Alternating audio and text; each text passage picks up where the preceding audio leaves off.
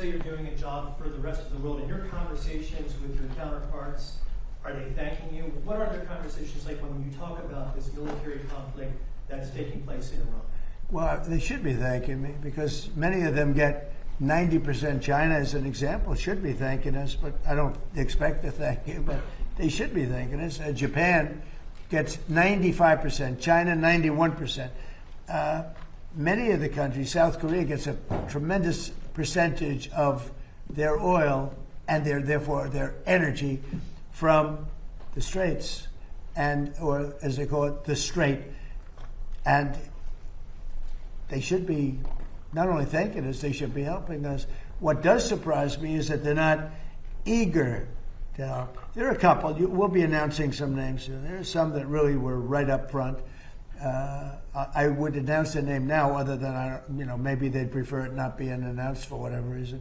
I will say this: it's a lot easier to get people today than it was 2 weeks ago. 2 weeks ago, before we destroyed before we obliterated the country, before we took out, because they're down to about 8% of their missiles, they're down to a small portion of their drones, and we've demolished many of their factories where they make the missiles and the drones, and the rest are all following. Our military has been amazing. We hit Carg Island, took out every single thing on Carg Island except one thing. We left the pipes, because if we take out the pipes, it takes a long time to build them. And at some point, something's going to happen that's positive with respect to those pipes. But there are some countries that greatly disappointed me. And I'm the one that got them to pay from 2% to 5% of GDP, NATO. And I get along great with those countries in NATO, but I always said, the problem with NATO is we'll always be there for them, but they'll never be there for us. And when I hear the UK, which was sort of considered the Rolls-Royce of allies, right? When you say they were the oldest and they were going to be there. And I say it would be really helpful if you'd send over a couple of ships, and if you have some minesweepers, which they do, be very helpful. And the Prime Minister is a nice man.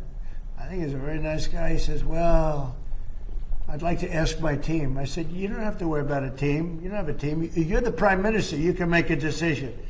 Well, I have to speak to my people. I said, you don't have to speak to anybody. So it was very disappointing. And then after we obliterated them, destroyed their military, the whole thing, and it became a much safer zone, he said, we're going to send over 2 aircraft carriers. I said, I don't want them anymore. I don't want them after we win. I want them before we start. I don't need your aircraft carriers after we've already won. We spend trillions and trillions of dollars on NATO to defend other countries. And I always said, but if it ever comes time to defend us, they're not going to be there.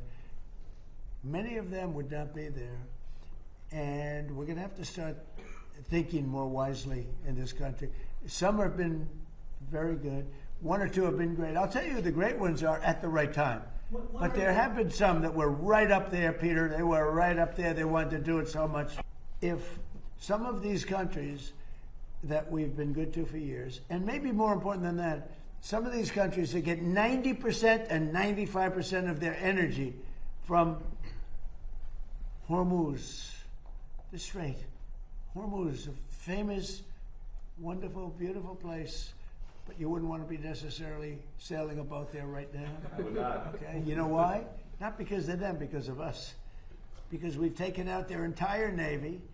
We've taken out every one of their drone, they call it a drone layer, a mine layer. There's specific boats that are meant to put mines on. Jelajahi cara baru mendapatkan informasi. Download MetroTV Extend sekarang.